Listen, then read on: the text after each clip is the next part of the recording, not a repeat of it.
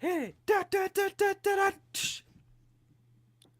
Welcome back to the Fantasy Brothers podcast. It's Josh. It's Ben. It is a Thursday, October Thursday 19th. night. Thursday. I do love a good Irish reference there. Good Thursday night. Gonna Can't meet do you an at the Irish. pub. There we go. I just need a good pint of Guinness. Go for it. The intro I'd be that much nobody happier. asked for. You'd be much happier. Oh no. Happiness How's your in a life glass. been? Are you trying to tell me something subliminally? No, my life is fine. Okay. Does it have anything to do with the fact that all your fantasy teams are in a shambles because of injuries? Not all of them. Multiple of them are in shambles. The Several. majority are in shambles. I have one team, one of our main ones, that is hanging on. It's staying strong. It stayed alive without Cooper Cup. It got Cooper Cup back, starting to hit its stride. It's 4-2, third in the league.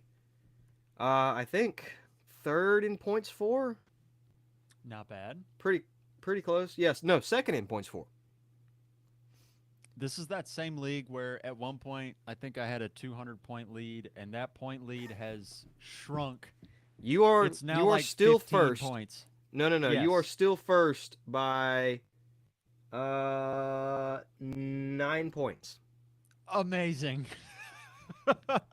Boys, Got him. we are clinging to the lead barely. To be fair, you lost Justin Jefferson and I gained Cooper Cup. That's the Yeah.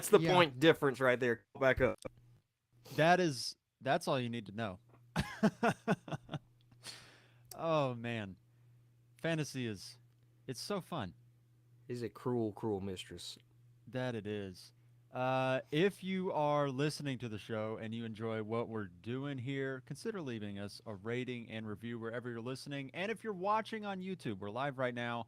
The video will stay up there on YouTube as well. Subscribe, hit that little notification bell so you can be notified when we go live on YouTube. And then if you want to watch it that way, you can do it that way. And if you want to support the show and what we do here, we are on Patreon at patreon.com/Fantasy Brothers Podcast. We'd really Alrighty. appreciate it. We do. We appreciate it quite a bit. We want to do it so we don't have to drink Guinness to be happy. Right. We don't want to be that poor guy in a pub. We want your approval to be happy. Exactly. We have what do we have? We got starts of the week, some Dynasty buy sell, a whole lot of news, and Ben is having a crisis because the Spider-Man game just came out. It is. I'm a secret nerd. I like a lot of this stuff. Drops tonight. I don't know if I should stay up late, play just a little bit before, I have to go to work tomorrow, or pull it on a night or Saturday night or Friday night. The sane person would stay up all night Friday night, but That's probably what I'm gonna do. at the same time, staying up all night tonight and not having to wait the full day and then read about everybody going ballistic about it on your lunch break sounds fun as well. Yeah, that would be annoying. We'll see. We're short staffed at work. Tomorrow's gonna be a pretty bad day. But it'll be nice to have something to come home to. And we got football tonight, so I've got It'd be that. nice to have something to come home to. Something Ben to come- Watts 2023. It'll be nice to have something to come home to. Oh no, boys. He's closer to that Guinness than we thought he was. Yeah. So I don't have anything. Oh man. All right, some news. We've got a lot of it. Devontae Adams in his press conference, I think it was today, Thursday the 19th. He was talking about how he was frustrated with his role in the offense. This is crazy. I have Devontae Adams in a couple leagues, and so I've experienced the past couple weeks where he hasn't really delivered for fantasy. But at the same time, I hadn't really looked at the numbers and really looked at it. Over the past 2 weeks, he has 9 total targets. The 2 weeks prior to that, he had 33. So it's a stark contrast there over the past month. It's been a little bit up and down. He's not very happy in Vegas right now, it seems. I would wonder why. Well, they suck. They're terrible, and he's not getting the ball. A friend of mine once told me that wide receivers want two things, and if they're not getting one of them, they will let you know. Yeah. They want money, and they want the ball, Yep. and they will tell you when they're not getting one of them. And you could add in a .5, not even a full third, just a .5 winning games. Yeah, they don't care about winning games. Devontae even said in his interview, like, it doesn't matter. Not here to win games. That he's here for the greatness or something like that. Yeah. Which, okay. So he's like, we can lose, but if I have 11 catches, 250 yards, that's fine.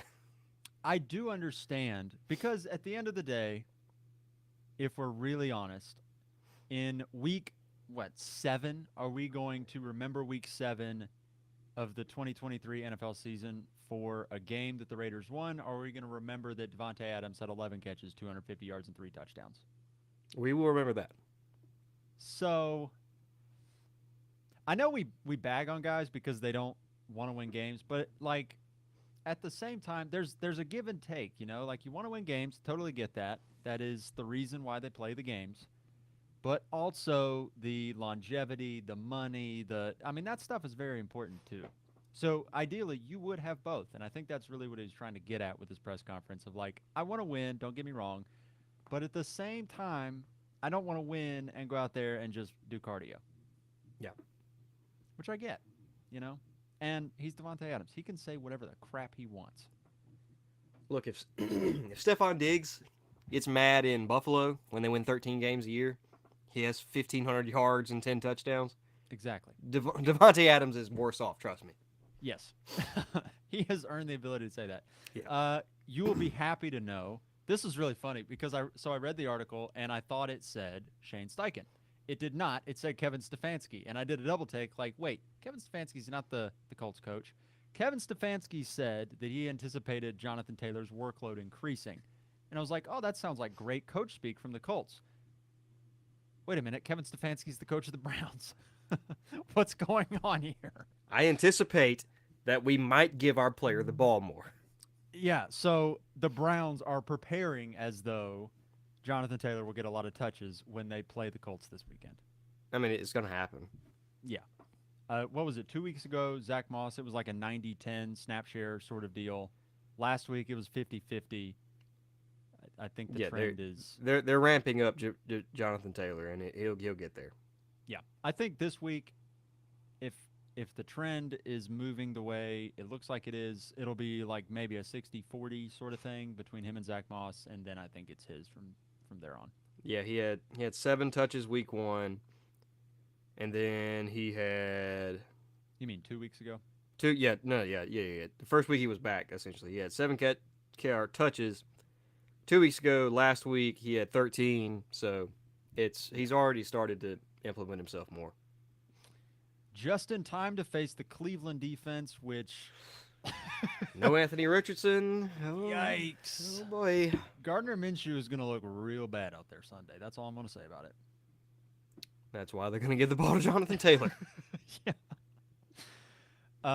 The Jets have traded Mecole Hardman back to the Chiefs. They traded for Mecole Hardman from the Chiefs a couple months ago, and now they trade him back to Kansas City. Doesn't mean anything. Yeah. I don't know. They need a receiver. You need to trade for one, but Mecole Hardman never cracked like more than wide receiver 3. Yeah. Like on good weeks in Kansas City, so I don't know. He's got chemistry with Mahomes. They're just kind of looking for something right now.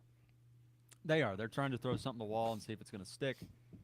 With Hardman, you were never going to start him anyway. You didn't start him when he was in Kansas City, let's be honest. No. So nothing. It's okay for best ball. Yeah, sure. Good for best ball. He was like Sammy Watkins, Sammy Watkins, granted, Sammy Watkins had all of his big weeks in week 1, and then he would disappear the rest of the season. Yeah. But Sammy Watkins always managed to have one spike week here and there that you never took advantage of. And you're always like, oh, is Sammy Watkins good again? No. He's not. As soon as you put him in the lineup, he's going to go away. Yeah. Maybe that's Mecole Hardman. This is interesting. Over the past 24 hours-ish, the Broncos and Colts apparently have been talking about a Jerry Judy trade, and it's getting hot Steve and Smith would spicy. disagree. Steve Smith does not like Jerry Judy. No. What was it that he said about him? That he was just a jag? Yeah, He was just something a like guy? that. Like he's like, should you trade for Jerry Judy? He's like, no, you should not trade for Jerry Judy. It was so funny because it was the most professional, just like petty thing I've ever seen. He was like on the NFL Network or whatever. Yeah. And he's like, he said he was trying to like apologize for Jerry Judy because he talked junk about him, and he said Jerry Judy had improved in his game since then, and he walked up to him, and Judy just blew him off and told him off right away. Yeah. So they cut to Steve Smith, just like glaring at the camera. He's like, "Do not trade for this man." He's like, he sucks. Yeah, pretty much. If he would go to the Colts, I think it would be interesting. Like, let's play out the scenario because by the next time we record, he may already be a Colt. What would that look like if he were to get traded to the Colts? I mean, Michael Pittman feels like an upgraded Cortland Sutton to me, at least. Yeah. Big body receiver, big catch radius. They need somebody opposite him. Jerry Judy's a good route runner. He can create space. He can open things up for the rest of the offense. I feel like it makes sense. Especially with a rookie quarterback, get him as many weapons as possible. I know Richardson is out for the year. Still helps with Gardner Minshew. You got Jonathan Taylor coming back. You won't be able to stack the box against him. I think it helps overall. How much will it eat into Michael Pittman's target share? I mean, it will. It's one of those I'm not 100% sure how it affects Pittman yet. Yeah, I don't know. I would imagine it would affect Josh Downs pretty significantly. Downs has been really good the past few weeks. Yeah, I think Downs takes a big hit. Yeah, but Jerry Judy has mostly worked out of the slot with the Broncos. Now, it could change. They might try and play him outside. I mean, he played outside in college, but that was Alabama. That was Alabama. That was different. You take it with a grain of salt, but still, I don't know. It feels weird because I'll be honest, I don't know how much they really need Jerry Judy. They need another outside receiver. I feel like Josh Downs is a really good slot, and he's going to be fine. Yeah, he's just fine. He's all you need in the slot. Now, this is not saying like adding Jerry Judy is a bad situation. Like adding Jerry Judy to really any situation, like it's not going to hurt it. He's a good player. Yes. Yeah, don't hear what I'm not saying. I don't think it's a bad move for an NFL team to want to add Jerry Judy.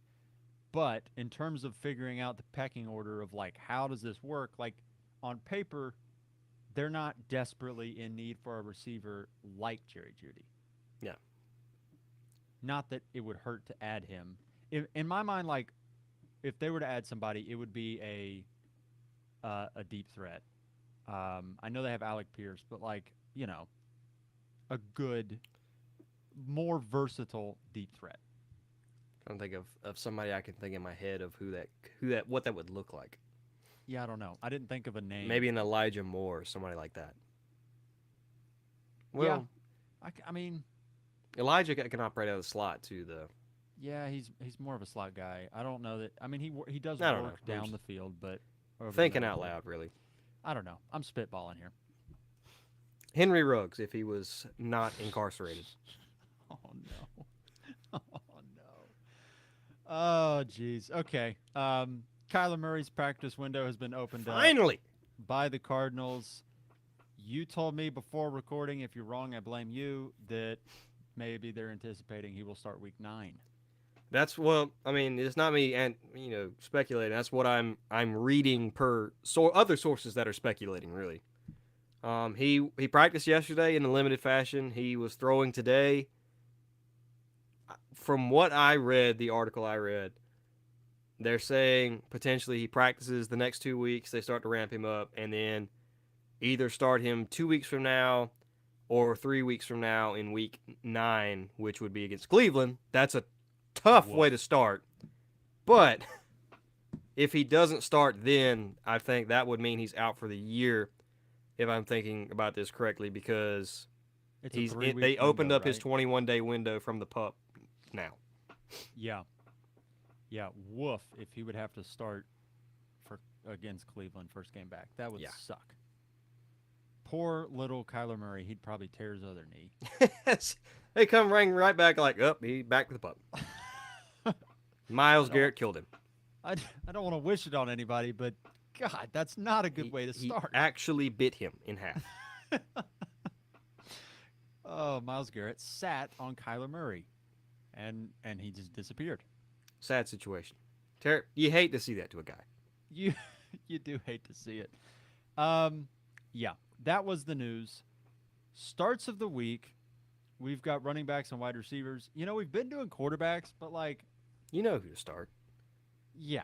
I was doing the show doc this afternoon, and I was sitting there, and I was like, okay, we need a quarterback start of the week. And I was like, everybody's already got their quarterback. If you're in Superflex, you know who you got. If you're in one quarterback, you know who you got. At this point, it's like, oh, Jared Goff has a good matchup. Maybe you play him over Kirk Cousins. I don't know. But, I'll tell you know what. what I'll it tell you is. what. We'll give you advice if DM us on Instagram if you've got a Kirk versus Jared Goff situation. We'll talk to you there. Otherwise, start your studs. We do get that. I did see at one point, and I thought it was really funny. Somebody was like, hey, should I start Derek Carr or, oh, God, who was it? It might have been Trevor Lawrence. Maybe it was Lamar Jackson. I think it was Lamar Jackson. I'll say, Should I please start tell me he was Derek asking Carr? do I start Derek Carr or Baker Mayfield or somebody? No, it was not that one. Nope, Ooh. not that one. It was the guy that you're probably going to start, but maybe Derek Carr. No, I'm sorry, but no. Derek Carr's got a good matchup, but Josh Allen's going up against come on now. You know who you're starting. Long story. Even if it's short. up against Cleveland, you start the Josh Allen guy over the other one. Okay, starts of the week. Lead us off. Hit us with your running back start of the week. I'm very excited. I get to do it. DeAndre Swift, let's go. Let's go. We're gonna need a counter at the end of the year. How many times DeAndre Swift was your start of the week? Let's go. Every week. Even if I don't say him, just assume start DeAndre Swift. Hmm. But in all seriousness, you really need to start him this week. You're going up against Miami. Miami can drop 50 on anybody. DeAndre Swift, even last week, he really wasn't very good, quote unquote. He had 6 carries for 18 yards, but he had 10 targets, 8 catches. Mm-hmm. So I think it's kind of a fluke game because nobody in that offense was really efficient running the ball, so it wasn't just him. I think the efficiency comes back. Miami, their defense, on paper, quote unquote, has been okay against the run, but when you break those stats down, their opponents are almost always playing from behind. So people are having to throw against Miami. The closest games they've had, which was against the opener against the Chargers ran for over 200 yards because they stayed with them point for point pretty much. Everybody else they've blown out. The Bills game, don't really consider that because Josh Allen threw all over them. They were making a statement. Everything points towards the Eagles. The Eagles are going to be able to run the ball against them. I'm not worried about that. And Miami is going to be able to score and hang with the Eagles. So in a high-scoring matchup, the efficiency will be rack. DeAndre Swift might be a top 5 play this week in my mind. Yeah, you're starting everybody that you possibly can in this game. I think. Yeah, absolutely. You're right. The Eagles are going to run the ball, and they're going to do a good job of it. I also think they're going to be able to pass the ball. The Dolphins' defense really is not that good, but it hasn't mattered. Yeah, when because you their score, offense is they're incredible. averaging 37 points a game. That's not a Yeah. joke. That is actually what they're averaging this year. Yeah, it literally does not matter how good their defense is right now, the way their offense is playing. So, and also, Philadelphia's pass defense is, I think, 29th in the NFL. They're awful defending. They're the not pass. going to stop the Dolphins. No. Philly's going to have to score points. But I do think because it's Philly, they will run the ball. They will be like, okay, we can run the ball in this team. They're going to have to probably do that too, just to slow the offense so the Dolphins down. Yes. They're going to have to slow the game down. So, yeah, Swift, smash. Mine is a little bit more of a deeper dive here. It is less sexy than DeAndre Swift. It is. It's Jerome Ford against the Colts. Ew. It's not sexy, I'll be honest with you. But I do think with the way running backs are right now, you're taking what you can get. And I know Kareem Hunt had a good week last week, so people are more in on Kareem Hunt, probably because he's a known commodity and Jerome Ford's a little bit of a question mark. But let's not forget that Jerome Ford has been the primary ball carrier for the Browns. Last week he had 17 carries, even while Kareem Hunt was sort of having his little resurgence there. Jerome Ford still was the primary ball carrier. And also, Indianapolis's rush defense really isn't all that good. They're sixth worst in rush yards allowed, and they are allowing 113 rushing yards a game, which is not super great. So this is a game where also I don't believe Deshaun Watson is going to play. And if we're honest with ourselves and PJ Walker starts again, I don't think they're going to do much in the pass game. I think they're going to want to just run the ball, play good defense, and just keep it a low scoring game and win 16 to 10. Yeah. So No, I agree. Jerome Ford. Wide receivers. I'm gonna like this one. I'm gonna go with Hollywood Brown. Hey yo. Been very solid all year. You're going up against a Seattle defense that I'm gonna be honest with you doesn't terrify me. They did very good against the Bengals last week, but outside of that, was a nice little crack there. I like that. What? That little voice crack. I appreciate it. Yeah, I'm still a little kid, little kid inside. That was a good one. But they did very very well against the Cincinnati Bengals. The Bengals look like they're trending in the right direction. They're starting to get back. So the fact that they did well is impressive. But up to that point, they haven't wowed me defensively. You got beat 30-13 by the Rams. You let Puka Nakua, go buck wild on you, and Tutu Atwell.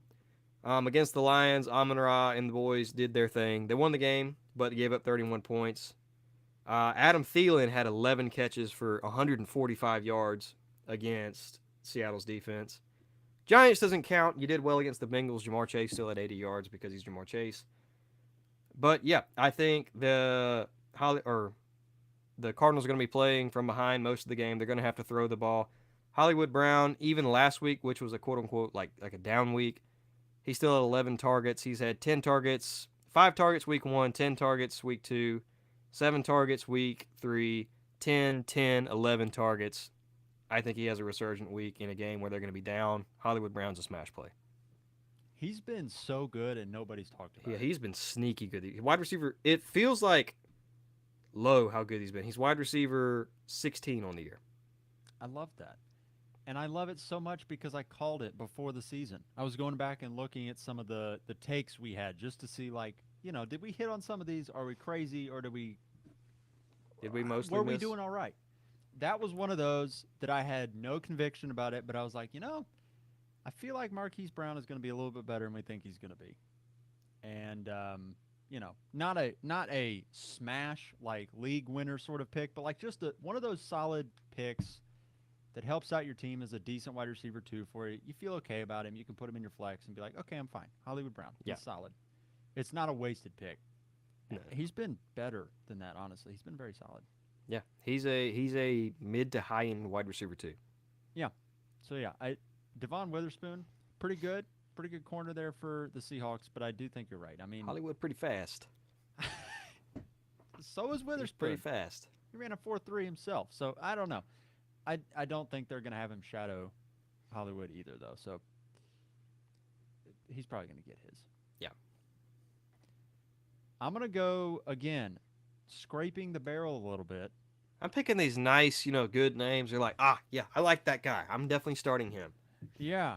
Well, I felt bad because I kept going you should start Jalen Waddle. You should start David Montgomery. And I felt bad because there was a lot of people that I'm sure had actual start-sit questions. And they were like, well, no crap I'm starting Jalen Waddle. No crap I'm starting David Montgomery. So You took him in I'm the trying second round. You don't even have a choice. You got to start him. exactly. I'm trying to scrape it a little bit, trying to find some guys that you actually are thinking about. So here we go. Jacoby Myers against the Chicago Bears. Wow. Jacoby Myers has been incredibly good, far better than what I thought he was going to be. He's already got 3 top 12 weeks in 6 weeks. 50% of his fantasy weeks are top 12 finishes. That's fantastic. He's also benefited from Devontae Adams not receiving a ton of targets the past 2 weeks. He's scored, I think, 3 times already. He's been very, very, very good. And they're playing the Chicago Bears, which are the 4th worst pass defense in the NFL. Myers is averaging 65 yards a game. So he's not just getting a bunch of touchdowns and it being kind of a fluky thing. No, I mean, he's actually involved in the offense. They have a really great matchup. Obviously, Devontae Adams, you lock him in this week. He's going to be very good. But I think Jacoby Myers could have himself another pretty decent week. Yeah. Yep. I like that. Don't know if I'll be in on him the rest of the year, but at least this week against Yeah. the Bears, Yeah, this lock week. him in. Yeah, Bears ain't intimidating right now. The Bears. Oh man. Watch this be the week Devontae returns to form, gets like 20 targets. just Oh, just dominates. remind everybody, Devontae. He probably will. After he said what he said, he's probably going to have about 15 targets, and he's going to have 150 yards. And we're going to be like, oh yeah, he's really good. Yeah, Devontae's back. Dynasty buy sell. So, looking at this do it. from the lens of a few different situations. We're in a lot of leagues. You're in a lot of leagues, Ben. I'm in a lot of leagues. We're in quite a few dynasty leagues where you're doing pretty good. Your team's great. You're just sort of rolling along. You're contending. But we're also each in a couple leagues where we're rebuilding. We're trying to figure out what's the best path forward. Our team isn't quite cutting it. We don't want to get stuck in that middle. You either want to be really good or really bad. I don't ever want to be in between. So Having that 6th pick just doesn't feel good. yeah. Yeah, I saw something on Twitter. I don't know who put it out, but it was essentially just looking at the points for and using that as a barometer for like, okay, be honest with yourself. What is your team? If you're in the top 3 or 4, 3-ish, you're competing. If you're in the bottom 3, 4, 3-ish, you're rebuilding. And if you're in the middle, figure out a way to get into one of the other 2 spots. You just you don't need want to to sell some picks and move up, or sell the pieces. Exactly. So we're looking at this from not being in the middle. Either you are moving to compete or moving to rebuild. These are some players that I think you can trade for in these different situations. Also, I put all these guys in. Feel free to chip in with anybody you've got on the brain. But here's how we'll do this. I'll just read out some names, and then we'll just kind of talk through it as we go through. So, for a contender, players that you should be buying, I put in here Mike Evans, Adam Thielen, Michael Pittman, Sam Laporta, and Breece Hall. What jumps out to you there? Adam Thielen is the big one that jumps out to me, is how incredibly good he's been this year. Kind of seemingly out of nowhere. Yeah, I'm trying to buy him in multiple leagues, trying to contend, because there's a lot of, I guess, non-contending teams that sort of have him because he hasn't been amazing the past couple years. So the team suffered a little bit, and yeah, I think for the time being, he's a top 15 play. So maybe you're a team that has lost Justin Jefferson. Don't sell Justin Jefferson for him. Obviously, I'm not saying that, but you can go get Adam Thielen from a rebuilding team because he's a 33-year-old receiver. I mean, as good as he has been, I mean, I don't expect this much longer. So go get Adam Thielen and ride it out this year. Yeah, and a lot of these guys are really interesting because they're producing and they're cheap. So Thielen especially, I mean, he's the epitome of that. He is really cheap, and he's the wide receiver 6. Mike Evans is also in that same boat where he hasn't been quite as productive as Adam Thielen, but he has been really good in spurts this year, and he's cheap because he's old. So I think those 2 wide receivers especially, you can almost package them together as Mike Evans and Thielen are 2 guys that, like, they've been really good. I would expect them to at least be somewhat good the rest of the season. Maybe not to the same extent with Thielen, but they should still produce for you on a contending team. Yeah. And they're both really, really cheap. Michael Pittman's interesting because he's not quite as cheap as those other two guys. Like, if I were to trade for Michael Pittman right now, I've got him in one league. Granted, I am competing, so I'm not selling him. But, like, if I were to sell him, I'd try and get a first-round pick for him.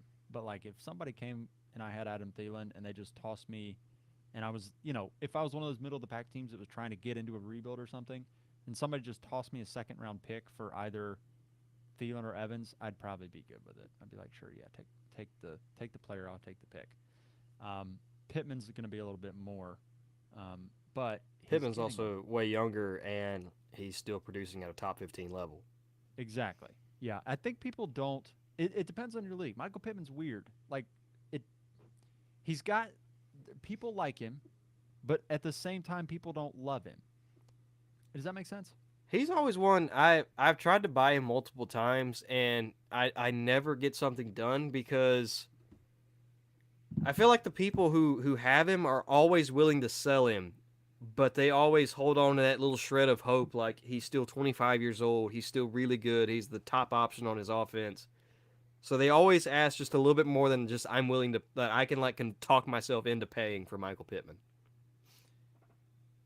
Yeah, I have been there. I've tried to sell Michael Pittman high because I do feel like there's a lot of managers that view Michael Pittman as a really good player. And I mean, he is a good player.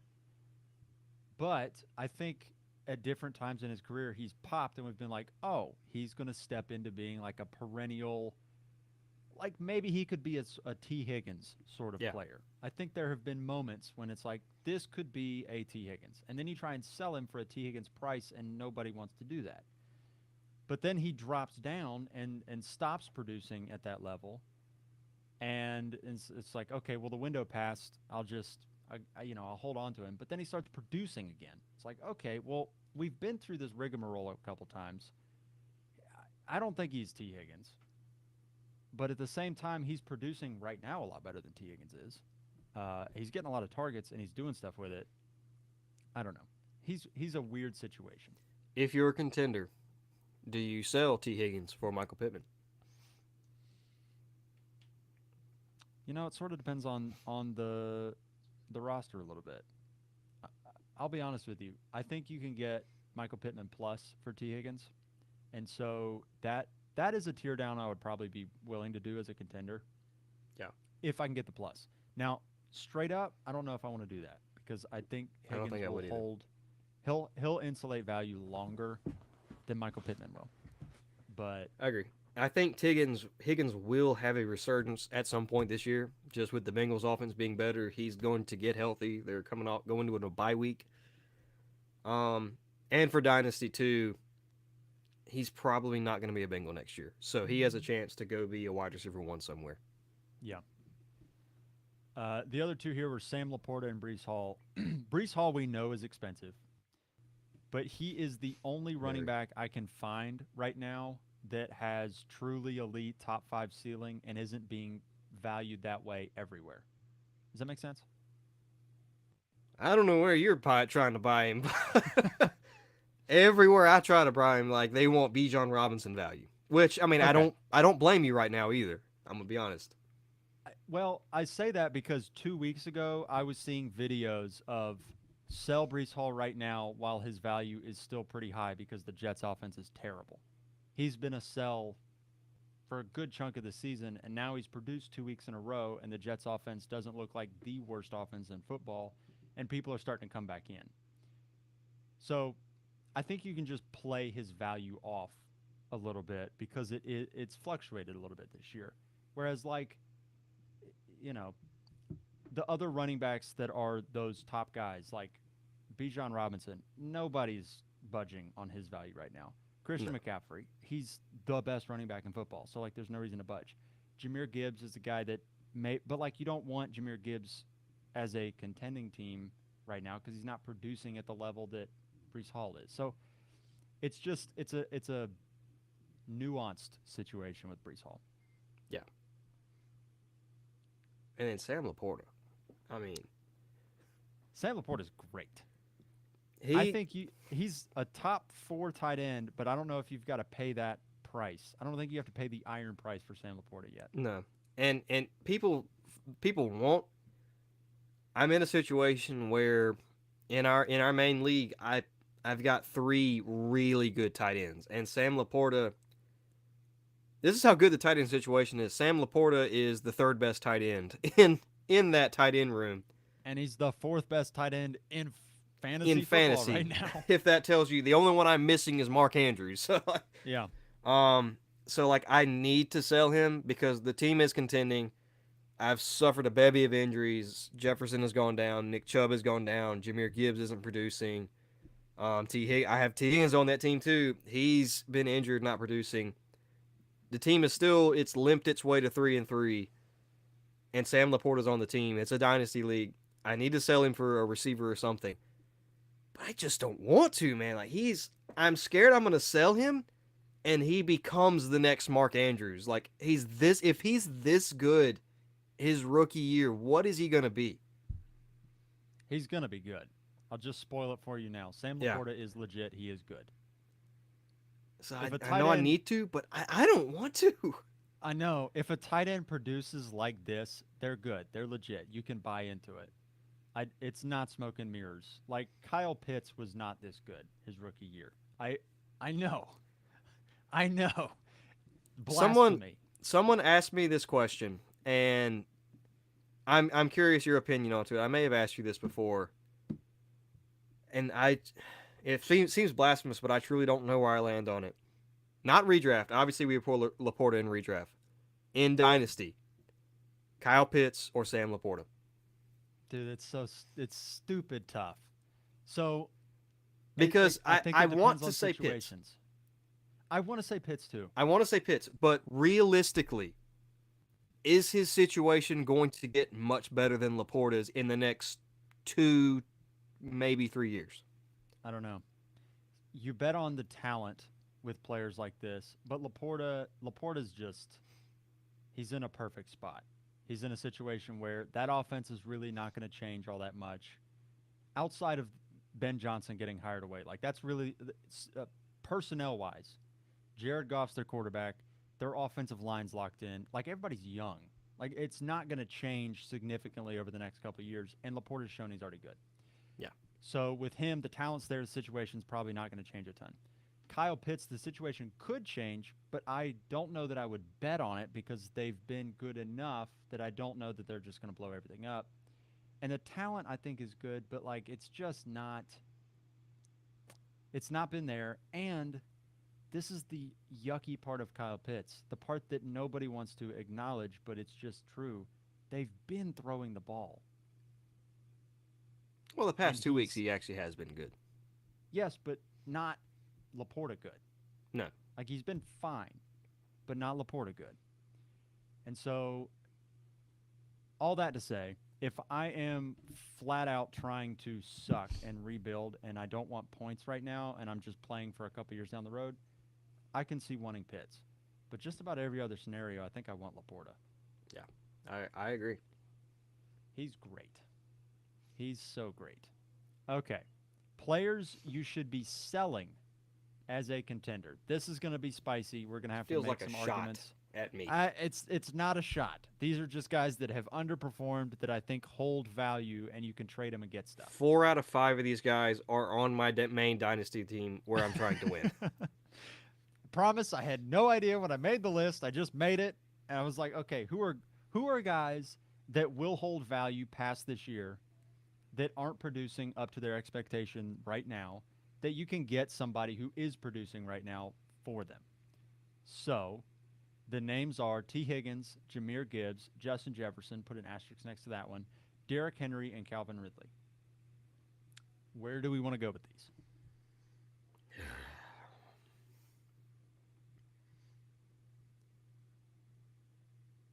I get it. The cold surrender. I get it. Oh man. Now, I'm not selling these players for next to nothing either. Right. Trying to get See, peanuts. That's part of it. You can get good stuff for these guys. Especially in Dynasty. Like, To me, I'm not selling Justin Jefferson for a discount. I'm sorry, I don't care that he's on the IR. If you want Justin Jefferson in Dynasty, contending or rebuilding, you will pay me the iron price. Yeah. Here's my thought process with Justin Jefferson, because in Dynasty,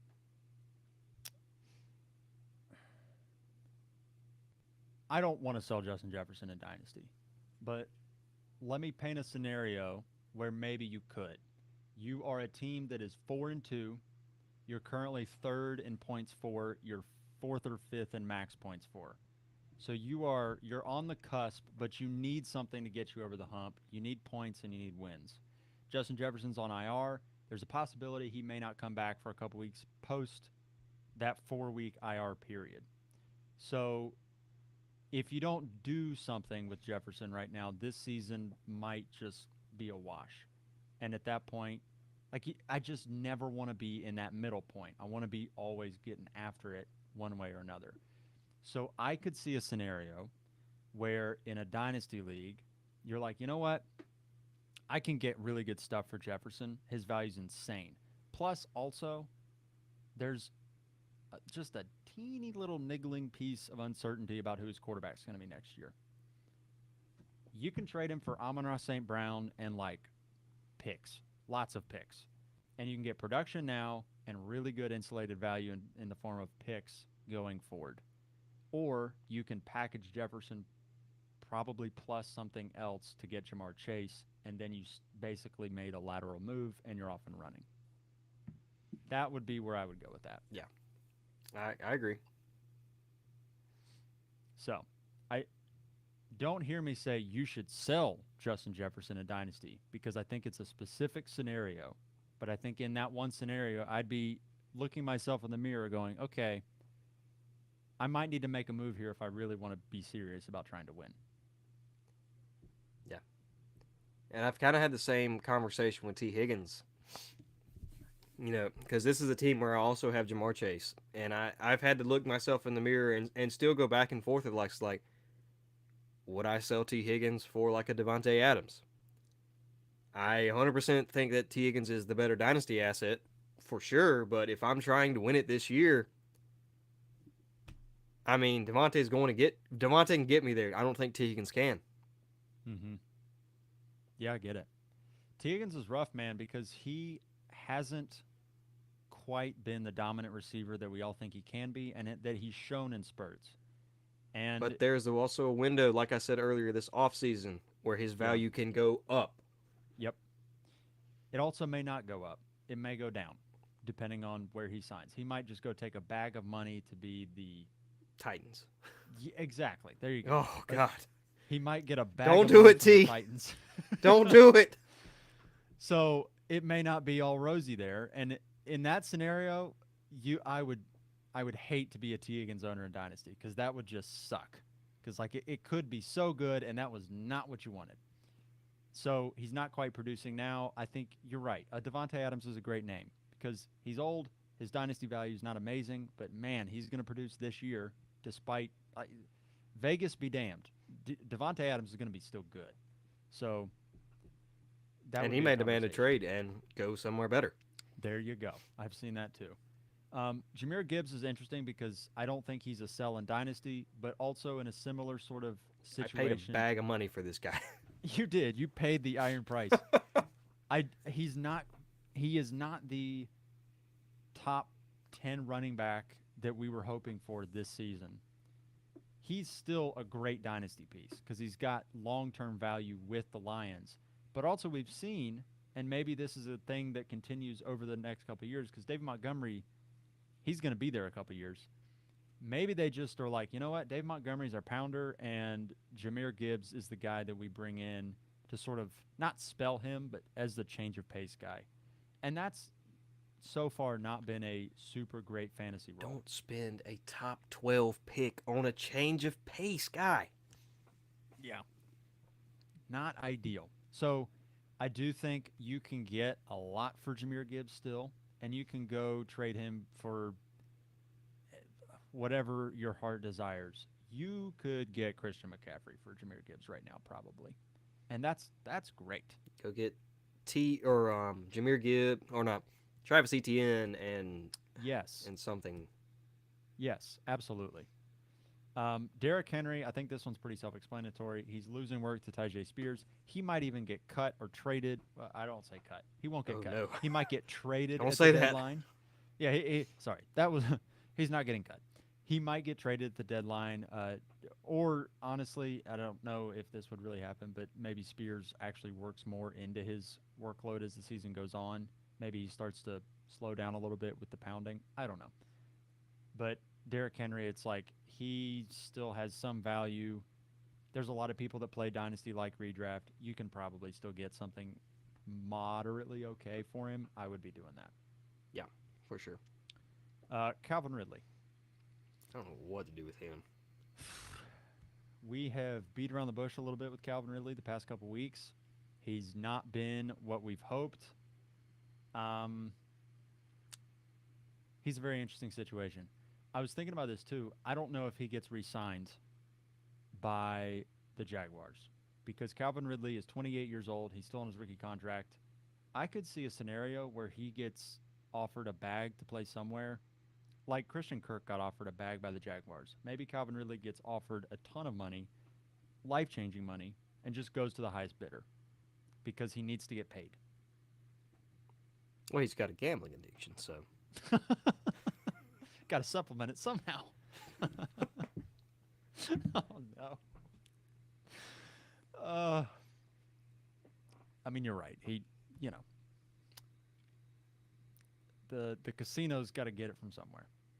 that's fair. So I don't know what to do with Ridley. I'll be honest with you. I thought he was going to be a smash this year, and he's been good in parts, but also not spurts. great in others. He's an interesting situation. We'll see. Okay. Final bit here. I don't want to talk about players you should sell as a rebuilder because I think You know who you need to we sell. should probably yeah, you know who you need to sell, but I do think we should probably just briefly touch on this. When you're rebuilding, I would never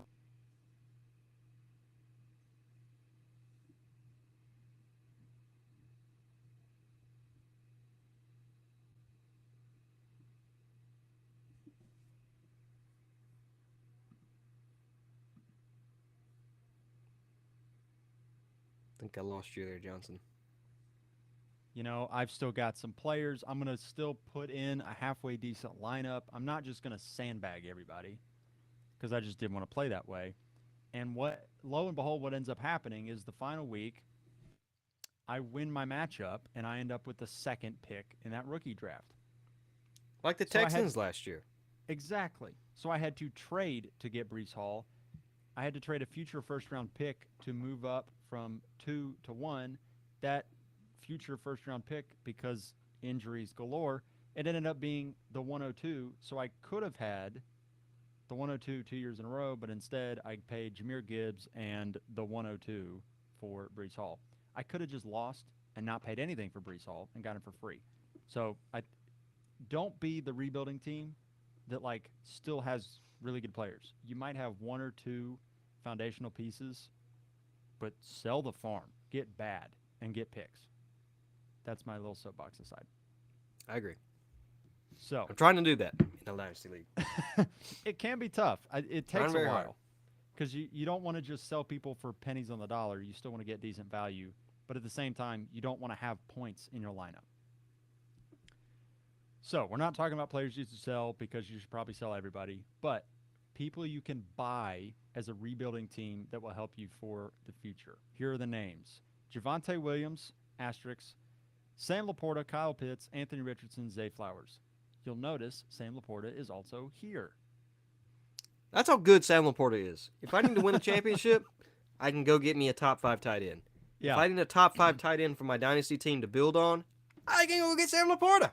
exactly. I view quarterback and tight end as foundational pieces for your dynasty teams, like bedrock pieces. And so if you can lock in a 23-year-old stud tight end, that's great. Like I can sell wide receivers and running backs all day long and scores like no points anywhere else.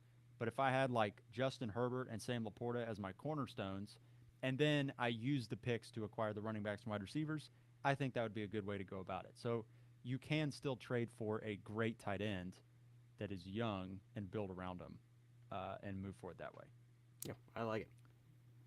Uh, Javonte Williams here is an asterisk because it's risky business. I think a little bit. He's young. He's Not doing a whole lot. he's not doing a ton, so I don't think you got to pay a lot for him. This is a little bit of betting on the talent, and I think players of his talent typically are not this cheap, and that's pretty much what it is. And I don't know that he's going to score a crap load of points in your lineup. So, He feels a little bit to me like if you're going to get Javante, you probably are gunning for it next year. yeah, maybe a little reboot instead of a full rebuild. Yeah. That makes sense. Yeah, maybe he's not like a traditional rebuild target. He's like, you're about to come out of the rebuild. Let me go lock in Javante. Yeah. Yeah, that makes sense. Kyle Pitts and Anthony Richardson. We know Kyle's not going to get you points in your lineup. There you go. That's what it is. We don't want people that are going to score points right now. Kyle Pitts hasn't been doing it for you. Anthony Richardson's hurt, out for the year, so he's a perfect buy low right now. You want to trade for great players that are hurt. That's amazing as a rebuilder. Kyle Pitts, you're just playing the long game. And maybe in some cases he's even better than Sam Laporta because he's not good right now. Yeah, like in my rebuilds, tight end premium league, went and got Kyle Pitts. I probably would not move him for Laporta right now because the team's bad. I'm like dead last in max points for, which is right where we want to be right now. Yep. And I got Kyle Pitts. I've got like Justin Herbert. I've got a CeeDee Lamb. I view those as like that's three pieces that I'm building on and I'm solid. Yep. I've got a top 5 receiver for Dynasty. I've got a potentially top 5 tight end. We'll see. The viewpoint on Kyle Pitts has changed a lot, and I think a top 3 Dynasty quarterback. See, that's the way to do it. The rest of your team is in a shambles, but you've got those 3 guys Right where I want it to be. right where you want it. You got them where you want them. And I'll add another name here too, because I've got this guy on that team too. Is like Jackson Smith and Jigba. Oh, this feels like dude, the perfect time to go get him. Get him now. He's not doing a whole lot. Seattle is probably not going to use him a ton here moving forward. I mean, they're going to use him a little bit. His roles increase a little bit. I've seen a few flashes, which is all I want to see right now as a rebuilder. Yeah, no, he is a perfect buy low because I still believe in the talent. I don't think it's because he's not good that he's not producing. I think it's because Tyler Lockett and DK Metcalf are really good, and Njigba's a rookie. Yeah. So he fits exactly what they want right now. Yeah, I would agree. That's 100%. The final name I want to mention here is Zay Flowers, and this is because Flowers is producing right now, but I think Flowers is really good, and I think he's Lamar Jackson's wide receiver 1. He's getting a lot of targets right now too. So I just think Flowers is going to be a really good long-term piece. His value will depend on your league mates. I have seen of varying amounts of appreciation for Zay Flowers, from I don't like him to he's untouchable. So depending on your league, you can get him for really not much at all. If he's expensive, don't go buy him. But if he's inexpensive, I think he's a good piece to build around. And I like building around those two, the cornerstones, quarterbacks, tight ends, and then going and getting wide receivers. Don't get running backs until you're ready to go all in that season, maybe the next couple seasons. Yeah, for sure. Anybody else you want to mention? None that comes to mind. Amazing. Well, we've got a Thursday night game we can go watch, and let's go catch that. Travis Etienne has already scored. Oh, surprise, surprise! The man with 23 touches a game is picking up. Right I think he was in the post you did today too. Etienne is on a different level right now. He's phenomenal. He doesn't even have to be super efficient like he was his rookie year. He's getting so many touches. Yeah, I'm in a couple leagues where I've got a buy Mageddon going on, but I got Travis Etienne, so I got a shot. You'll be fine. He's already got 10 points. One. Oh, wow. We'll see you guys next week when we're, commiserating over all of what Week 7 is going to bring us. I'm pretty sure I won't have anybody healthy left, but yeah, we'll see. We'll see how it goes. You may be lucky and have like a Michael Pittman left. No. If you're lucky. I don't even want Michael Pittman. Okay, that'll do it, everybody. You just talked him up. I know. We'll see ya. Fake.